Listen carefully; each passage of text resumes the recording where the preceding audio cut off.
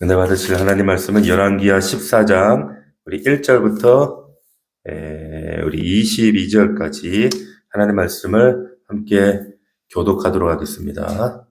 말씀의 제목은 여전히를 끝내고 비로소를 시작하라. 여전히를 끝내고 비로소를 시작하라. 이런 제목으로 하나님 말씀을 함께 은혜를 나누도록 하겠습니다. 우리가 지난주에는 말씀을 잠깐 쉬고 부활절 고난주간 말씀을 우리 금요일날 나눴던 관계로 또 2주가 지나인지라 우리는 망각의 동물이라 말씀이 가물가물하죠. 잠깐 복습을 좀 해보겠습니다. 우리가 2주 전에 어떤 말씀을 나눴는가 하면 엘리사가 죽는 장면에 우리 13장만 그 말씀으로 은혜를 나눴는데 거기 본문에서 이런 제목이었어요. 엘리사의 무덤이 엘리야의 승천보다 귀한 이유, 이런 제목으로 말씀을 나눴습니다. 엘리사의 무덤이 엘리야의 승천보다 귀한 이유, 이런 제목이었어요. 기억나시나요? 나세요? 자, 그때 우리 예후 집안에 관한 이야기를 나눴는데, 예후 집안의 그 가문의 자손들에게 무엇이 전수되고 무엇이 전수되지 않았는가를 우리가 살펴봤습니다. 놀랍게도 예후의 열심은 전수되지 않아요. 근데 예후의 타협은 전수가 되는 것을 말씀을 통해 봤습니다.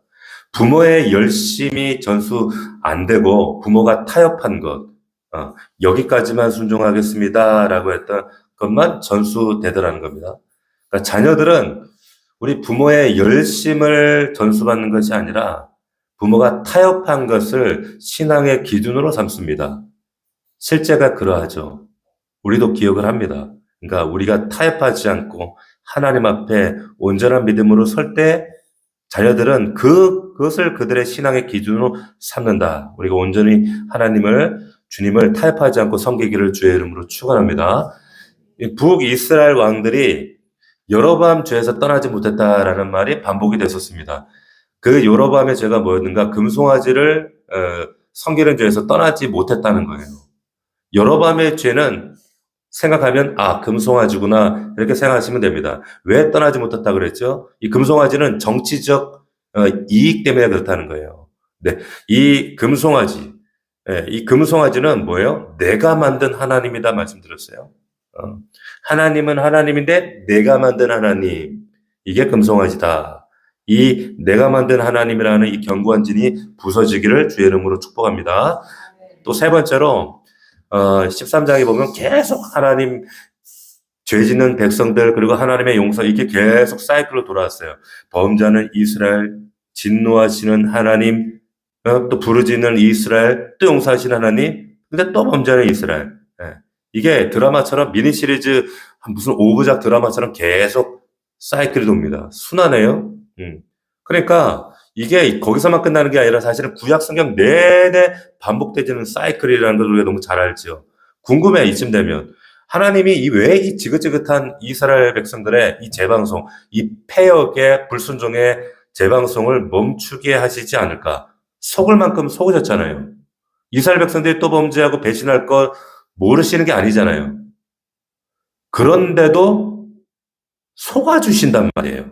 왜 속아주시는가? 우리는 사람은 한두 번 속으면 더 이상 그 사람 상대 안 하든지 더 이상 안 속으려고 하죠. 어떤 인간인지 뻔히 아니까.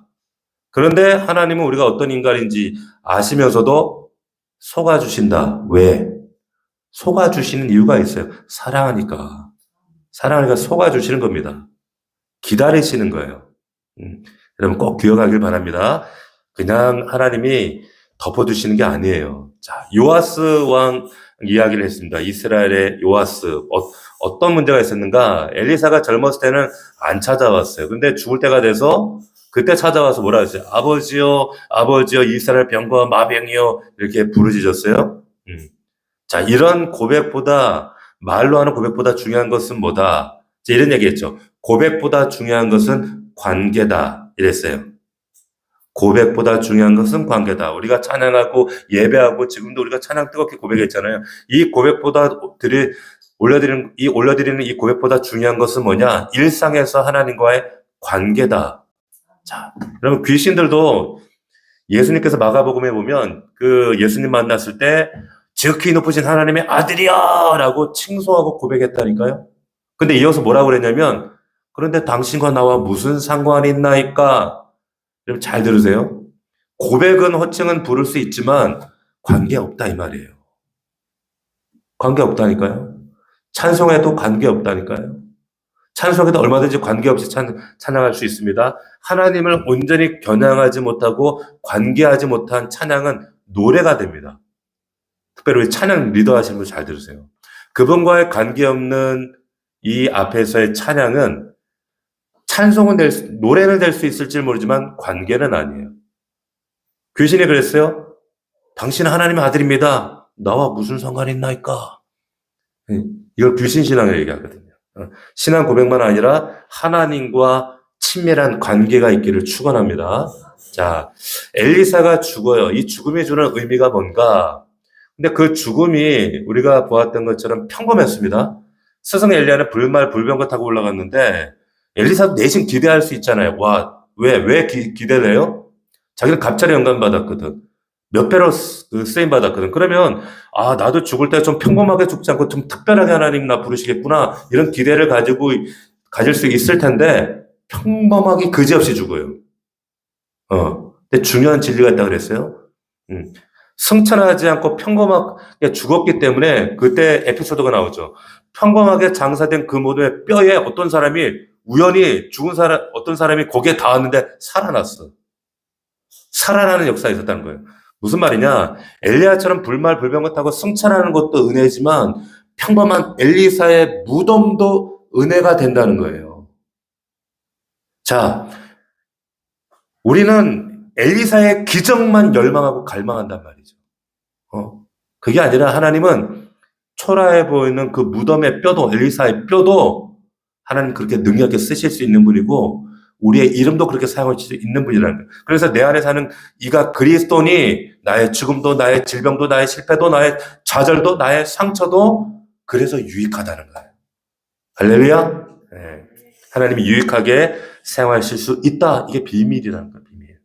자, 그리고 오늘 이제 이어지는 게 오늘 본문 말씀인데 자, 오늘 본문 말씀의 내용을 보면 1절부터 3절까지 보면 이제 아마샤라는 왕이 등장합니다. 1절에 아마샤가 왕이 돼요. 그리고 왕이 될 때가 25세라 예루살렘에서 29년 다스렸는데 보세요. 3절 아마샤가 여호와 보시기에 정직히 행하였으나 그의 조상 다윗과는 같이 아니하였대. 잘 보세요. 아마샤가 여호와 보시기에 정직히 행했어요. 근데 그 조상 다윗과 같이는 아니하였다. 이 아마샤라는 새로운 왕의 이름을 소개하면서 성경이 또 한 사람의 이름을 소개하죠. 누구예요? 다윗입니다. 다윗. 그 조상 다윗과는 같지 않았다. 자, 새로운 왕이 등장하는데, 근데 이번만 그런 게 아니라 앞으로 새로운 왕이 등장할 때마다 항상 이런 표현이 등장합니다. 예외 없이 다윗 이름을 소환하면서 이 다윗을 기준으로 이렇게 평가를 해요. 어떤 왕은 여호와 보시기에 정직한 왕이다. 어떤 왕은 내 종 다윗과 다윗 같지 않았다. 어떤 왕은 다윗처럼 여호와 보시기에 정직하지 않았다. 그러니까 모든 왕들이 그 평가하는 기준을 다윗을 기준으로 딱 평가한단 말이에요. 자, 참고로 북이스라엘 왕들을 소개할 때는 소환되는 이름이 있었어요. 누구였습니까? 여로보암이었어요. 여로보암. 왜? 다 여로보암의 길을 떠나지 아니하였다. 여로보암의 죄를 쫓아. 그러니까 여로보암. 그래서 불신앙의 조상, 믿음의 조상하면 아브라함이지만 불신앙의 조상하면 누구예요? 여로보암이에요. 불신앙의 기준. 그래서 남유다는 여로보암이 아니라 이제 다윗을 소환한단 말이에요. 사실은 북이스라엘의 여로보암이랑 동시대 인물은 누구였냐면 르호보암이라는 왕이 있었어요. 근데 르호보암이 되는 게 논리적으로 맞는데 아니야. 르호보암이 아니라 그 이름은 꺼내지도 않고 다윗을 기준으로 세웁니다. 자, 사울이라고 하는 초대 왕. 이 사람을 기준으로 세워도 되잖아요. 근데 아니에요. 하나님은 오직 다윗. 솔로몬은 왜 안 되죠? 국력 기준으로 보면 가장 전성기가 솔로몬이었습니다. 가장 영토가 넓었고 가장 부강할 때. 솔로몬 재임 시기 때 보면 솔로몬의 소문이 저 아프리카까지 퍼져가지고 잘 아시죠? 시바 여왕의 그 솔로몬과의 사랑 이야기.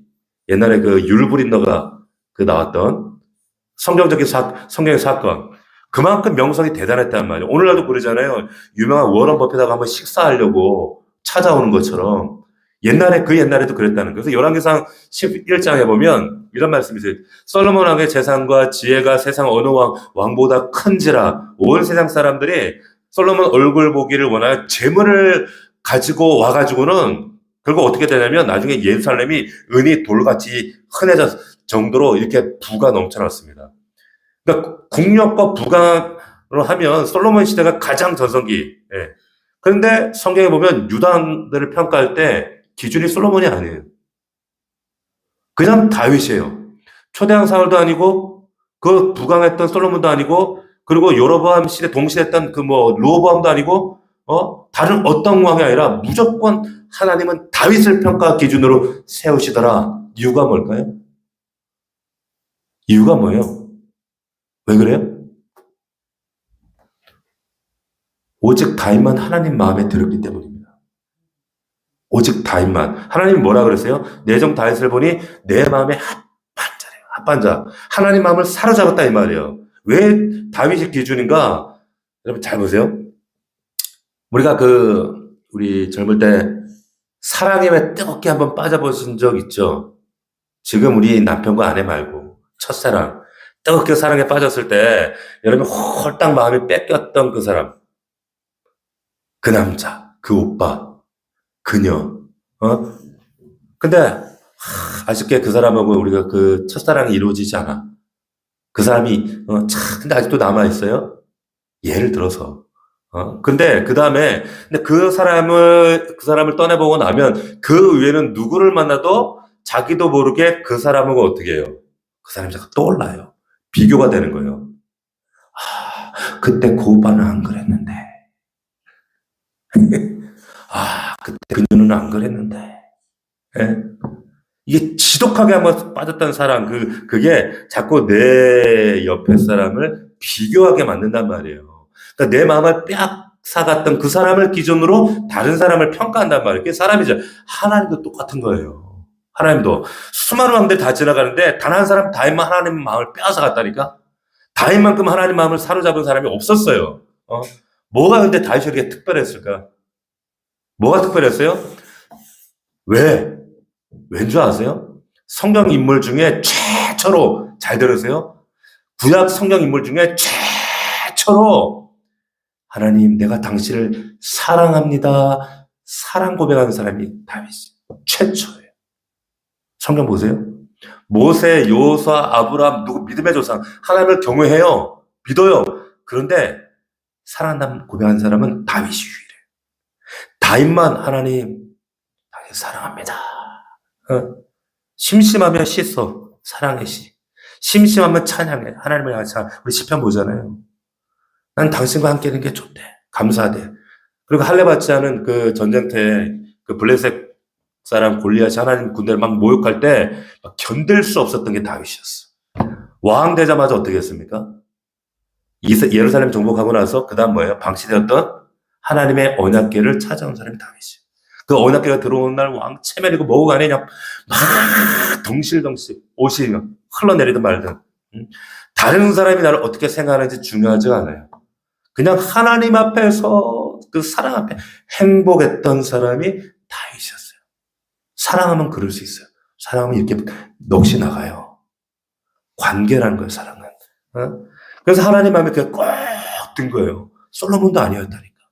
아브라함도 아니었다니까. 보세요. 또 있어요. 언약궤가 들어오고 나서 첫날 밤에 하룻밤 전에 다윗이 뭐라 그랬냐면 마음이 불편한 거예요, 다윗이. 나는 이제 백합목 이 궁에서 잠자고 있는데 우리 하나님 처처한 장막에서 주무신다고 그래가지고 성전 그렇게 짓고 싶었던 사람이 다윗. 근데 하나님이 넌 못 지어. 너 피 많이 흘려서 안 돼. 그랬더니 아들 솔로몬에게 모든 준비를 다 아낌없이 들어가지고 준비했던 사람. 다윗이 뭐라 그래요? 사람들이 내게 와가지고 여호와의 집에 올라가자 그러면 시편에 보면 기뻤대. 너무 행복했다는 거예요. 그러니까 예배 드리러 가자 그러면 기뻐했던 사람이에요. 기뻐했다. 근데 우리는 어때요? 주일날 돼가지고 우리 교회 가자 그러면 뭐요? 일주일 벌써 지나갔어? 뭐 이놈의 시간이 그렇게 빨리 지나? 우린 이랬는데 예배의 기쁨을 정말 알았던 사람이 이 다윗 사랑하기 때문에. 사랑하니까 만나고 싶은 거예요. 그 하나님의 마음이 확 이 마음에 집중할 수밖에 없는 거예요. 정말 자기가 왕이었지만 진짜 왕이신 하나님께 다스림 받았던 사람이 이 다윗이었어요. 하나님 잊혀지겠어요? 이런 다윗 있겠어요? 안 잊어지는 거예요. 유일무이했어요, 다윗이. 그 예배에 대한 사모함과 하나님에 대한 사랑, 사랑에 대한 절정의 예배잖아요.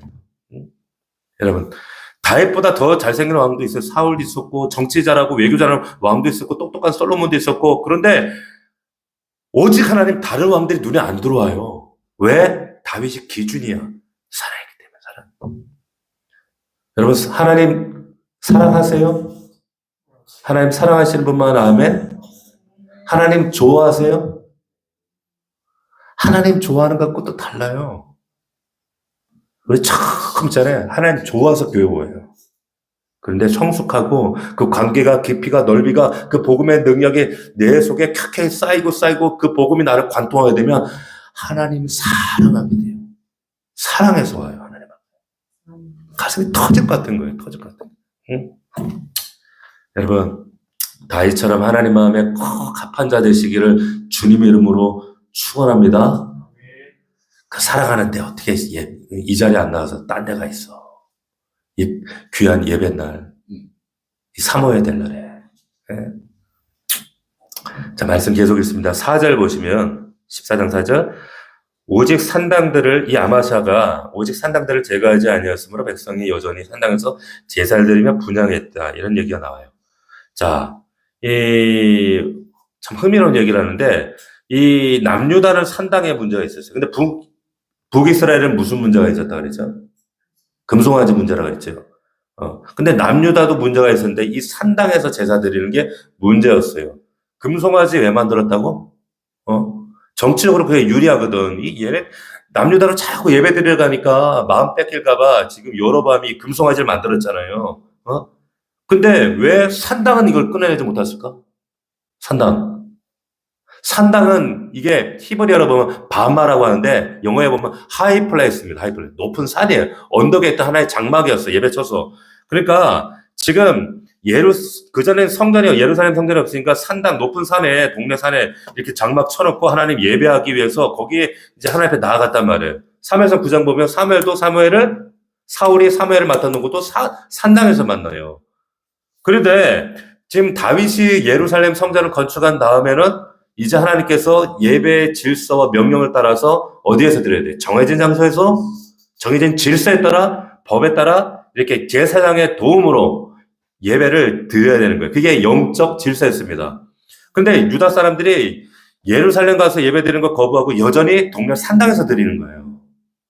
왜? 왜 그랬을까? 왜요? 그게 편하니까. 그리고 돈 안 되니까. 왜? 굳이 양 끌고 소 끌고 안 가도 되고 편하니까. 우리 집 앞에 산당인데 굳이 뭐 예루살렘까지 가가지고 불편한 겁니다. 번거로운 겁니다. 이해가 되세요? 제사장 필요 없어요. 간섭 안 받아도 돼요. 하나님이 정하신 예배 방법 절차 이거 제대로 못 드려지는 거예요. 자, 그래서 산당에서 예배 드리는 걸 끊을 수가 없는 이유 편한 거예요. 번거롭지 않은 거예요. 자, 금송아지가 내가 깎아 만든 하나님이라면 산당은 내가 정한 편리한 예배 방식이었던 겁니다. 이걸 산당이라고 하는 거예요, 산당. 자, 산당이 지독하게 남유다에 사라지지 않아요. 자, 오늘날 우리에게 정해보면, 여러분, 산당이 뭘까요? 산당 예배가 뭘까요? 내가 정한 편리한 예배입니다. 잘 들으세요. 조심스럽지만, 우리가 팬데믹 이후에 온라인 예배라고 하는 거 잘 들으세요. 이게 왜 오해해서 지금 하나님 앞에 산당 예배로 드려지구나. 지금 더 늘어났잖아요. 이 산당 예배가, 온라인 예배가.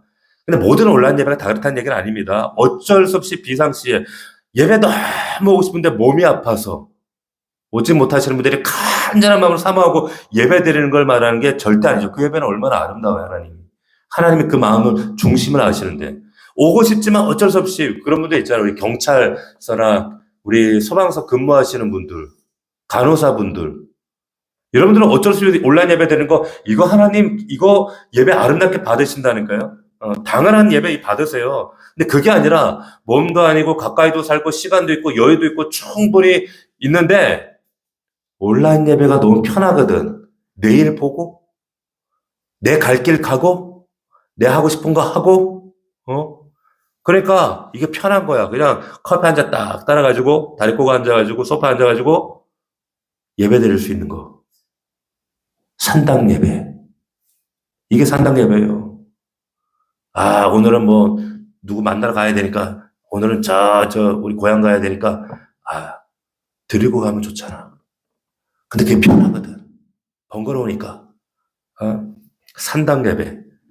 이게 근데 유대 이 백성들 안에서도 이게 끊어지지가 않는 겁니다. 주님 원하시는 예배 드리길 원합니다. 이 금송아지만큼의 이게 위험이 있는 거예요. 자, 산당 내려놓고 제단 앞에 가서 십자가 앞에 가서 모이기를 힘쓰시길 주의 이름으로 축원합니다. 자, 근데 특별히 주목하고 싶은 이야기가 여기 보면 오늘 제목과 관련 있죠. 4절에 여전히 산당에서 제사 드리며 여전히 산당에서 예배했다는 거예요. 여전히라는 말에 주목하십시오. 그러면 창세기에 보면 4장 26절에 셋이 아들을 낳고 그의 이름을 에노스라고 했는데 비로소 사람들이 여호와 이름을 불렀대요. 그 전까지는 이 말은 하나님의 이름을 안 불렀다는 거예요. 예배를 안 드렸다는 거예요. 근데 비로소 예배를 드렸어요. 그러니까 긴 기다림 끝에 하나님의 이름을 부른 자들이 등장했어요. 비로소. 그러니까 이 비로소라는 말에는 무슨 의미가 담겨져 있냐면 하나님의 오랜 기다림을 만족시키는 단어가 이 비로소예요. 그렇죠? 비로소 여호와 이름을 불렀다. 하나님의 오래 참음의 열매가 드디어 성취되었던 순간이다. 자, 근데 그 반대되는 의미로 오늘 11개는 여전히가 등장하는 거예요. 비로소 똑같은 뉘앙스입니다. 기다렸다는 거예요, 하나님도. 오래 참고 기다리셨다는 거예요. 그런데 끝이 달라. 비로소 긴 기다림 끝에 마침내 하나님이 원하시는 그런 역사가 일어났지만 여전히는 길게 기다리는데 아직도 그렇다는 거예요. 아직도 여전한 거예요. 아직도 여전하다는 겁니다. 우리 주의 음성으로 받기를 원합니다. 비로소는 하나님의 마음을 시원하게 하지만 여전히는 하나님의 마음을 답답하게 하는 거예요. 답답하게.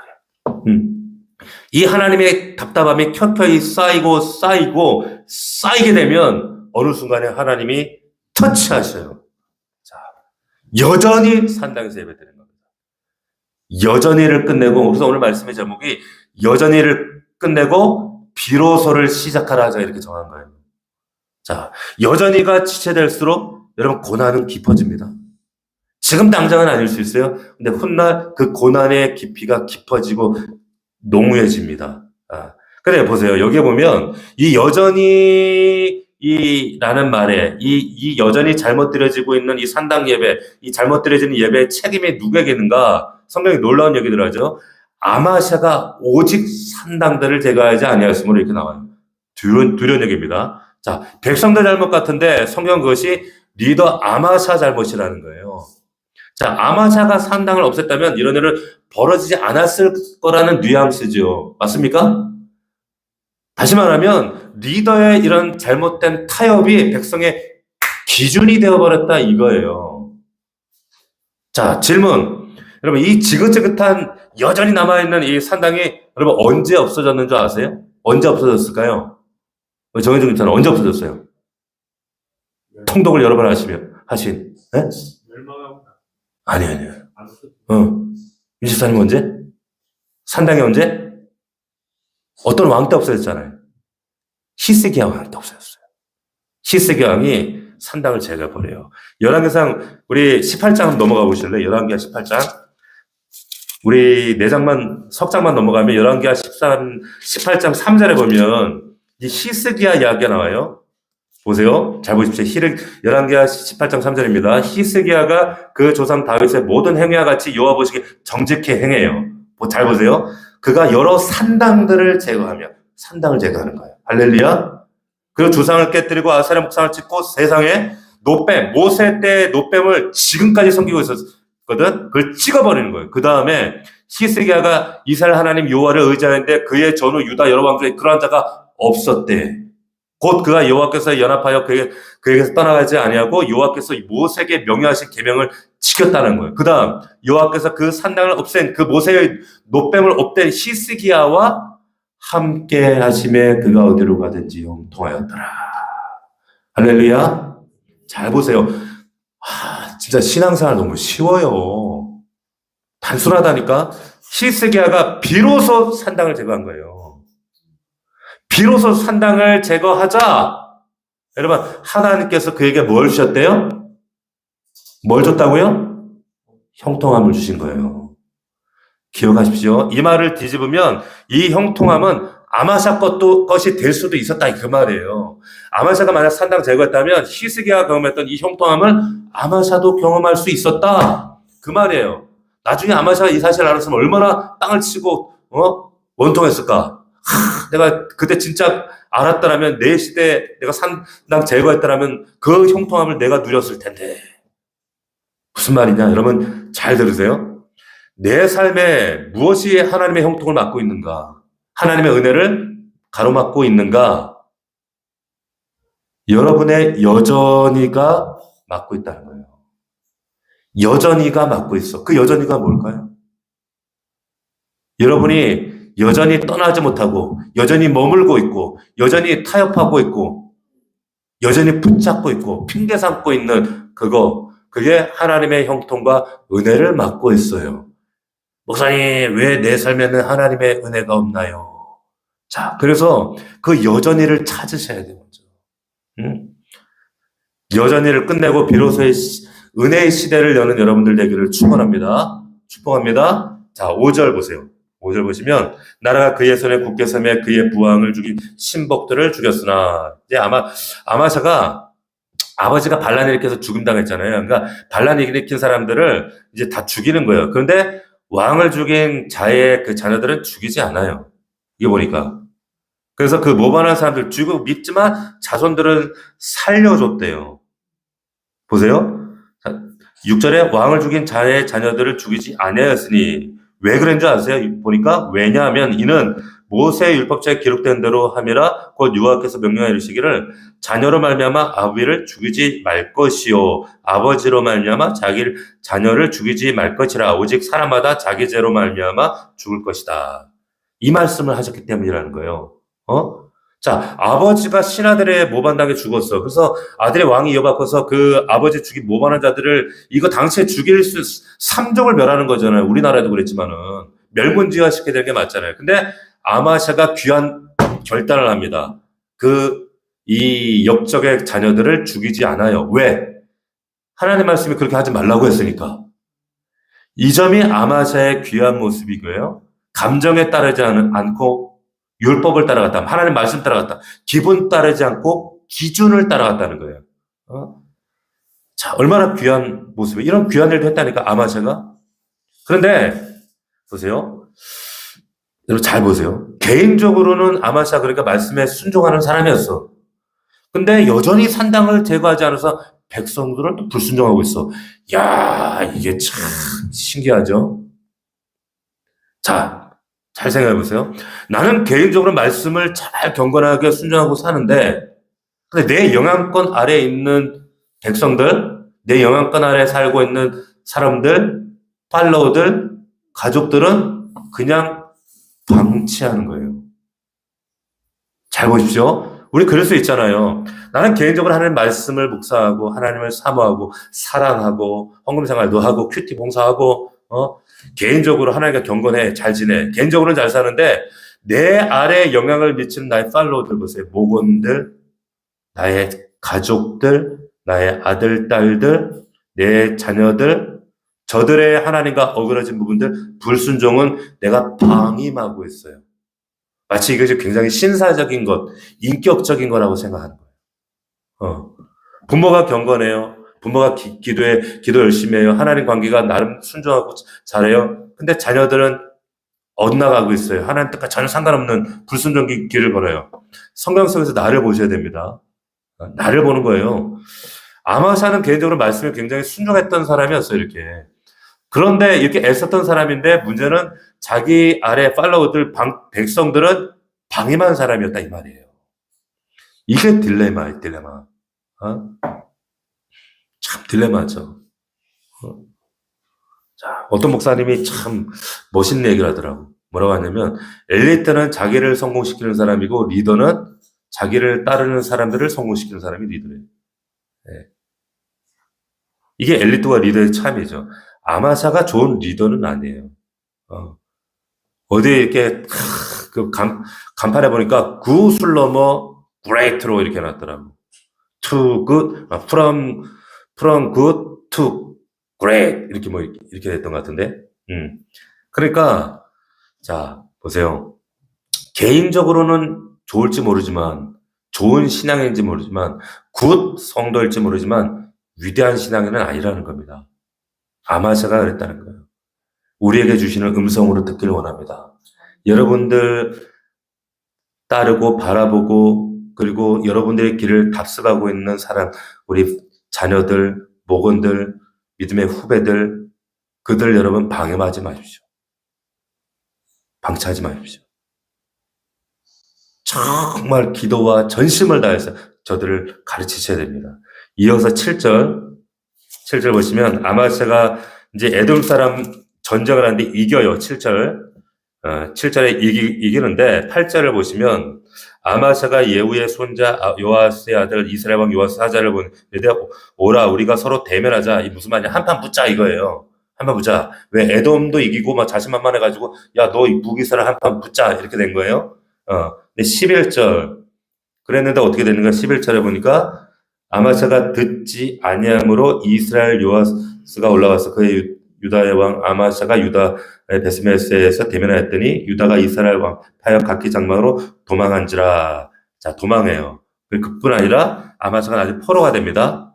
13절에 보면 막 예루살렘 성벽이 490이 헐리고 성벽이 무너지고 그리고 여호와의 성전 왕궁 곳간 은근 보험을 탈취당하고 사람들이 볼모로 잡혀가고 수치를 당합니다. 포로가 됩니다.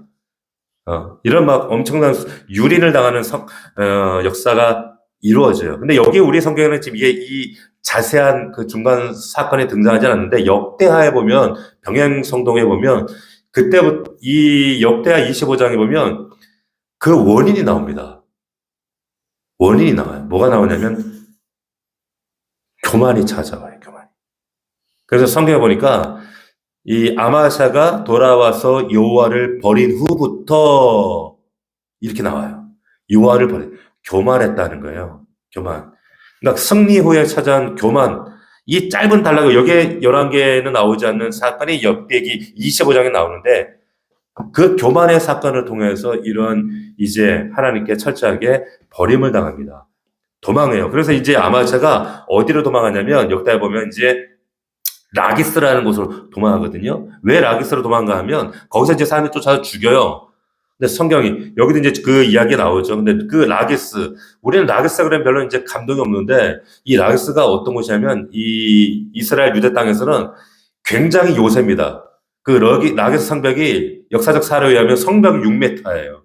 엄청난 요새. 그러니까 여기 가면 내가 살겠지. 그래서 간 겁니다. 난공불락의 요새. 라기스로 도망했는데 거기서 죽었다는 거예요.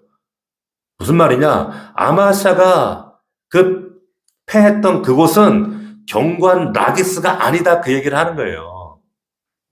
아마샤가 그러면 피해야 했던 곳은 어디예요? 회개하고 하나님께로 피해야지. 왜 거기로 갔냐 그 얘기를 하는 겁니다. 다윗이 뭐라고 했습니까? 하나님은 여호와는 나의 산성이요 나의 피난처요 나의 요새라고. 그래서 다윗이 고백을 하는 겁니다. 여러분 기억하셔야 돼요. 삐끗할 수 있어요. 잠깐 하나님 은혜 가운데 조금 풀어주고 그리고 자각하지 못하고 또 세상 가운데 무뎌지고 그러나 빨리빨리 각성할 수 있는 은혜를 주실 때 우리는 영적으로 하나님이 그렇게 하나님께서 깨닫게 하시는 은혜가 있단 말이에요. 그때는 어떻게 해야 돼요? 빨리 라기스가 아니라 하나님께 돌아가야 돼요. 빨리만 돌아가면 살아요. 응? 하나님이 우리의 피난처가 되시고 환난 중에 만날 큰 도움인 줄로 믿습니다. 자, 말씀 마치도록 하겠습니다. 자, 말씀 정리해보면 남유다왕들의 모든 기준은 누구다? 다윗이었다. 사울왕도 아니고 솔로몬도 아니고 르호밤도 아니라 모든 왕의 기준은 다윗. 하나님 마음을 빼앗은 사람. 하나님을 최초로 사랑한다고 고백한 사람. 여러분, 믿음은 관계입니다. 뭔가 대단한 나의 업적을 성취하는 게 아닙니다. 우리 다윗처럼 하나님 마음에 꼭 합한 자 되기를 축원합니다. 아마자 개인적으로는 말씀에 순종했던 사람이에요. 그죠? 기록된 말씀 읽고 순종했다니까. 선포된 말씀 순종했잖아요. 그런데 개인적으로는 순종해도 자기를 따르는 팔로 백성들은 방임했어요. 방치했어요. 산당 그대로 뒀어요. 그럼 나 혼자만 개인 경건, 하나님 말씀 순종하는 그런 개인 경건이 물론 중요하지만 그게 다가 아니라 우리가 부모된 자로서 그리고 리더된 자로서 나를 따르는 자녀들과 목원들 이 한 사람 한 사람도 우리가 방임하지 않고 정말 말씀으로 인도하는 훈육하는 여러분들 되기를 축원합니다. 기억하셔야 돼요. 나만 예배 잘 드리는 것이 아니라 내 식구들도 내 가족들도 기도하게 하시고 말씀 묵상하게 하시고 그들 권면하고 이거 지 믿음인데 지가 알아서 하겠지? 이거 아니라니까. 이게 아마샤의 잘못이었다는 거예요. 여러분 가정 안에 여러분 안에 여전히 제거되지 못한 산당이 있습니까? 비로소 제거되기를 축원합니다. 위급한 상황, 영적으로 비상벨이 딱 울리는 상황이 됐으면 라기스가 아니라 하나님께로 달려가는 여러분들 되기를 주의 이름으로 축원합니다. 축복합니다. 아멘. 이 말씀 우리에게 주시는 음성입니다. 하나님 이 말씀 붙들고 하나님 우리 삶과 가정과 우리의 자녀들을 하나님 조명하게 하시고 보게 하시고 분별하게 하시고 깨닫게 하시면 순종하고 결단하고 하나님 앞에 바로 조정할 수 있도록 도와주옵소서. 나라와 민족과 교회를 위하여 하나님 우리 새로운 예배당을 위해서 기도해 주시고 또한 우리 다음 세대 아들, 딸들 그리고 우리에게 허락하신 기도의 제목들 하나하나마다 주님 간섭하셔서 주님 하나님 여전히가 아니라 비로소의 은혜를 만날 수 있도록 도와주시옵소서. 우리 간절한 마음으로 주여 세 번 부르고 동성으로 기도합니다.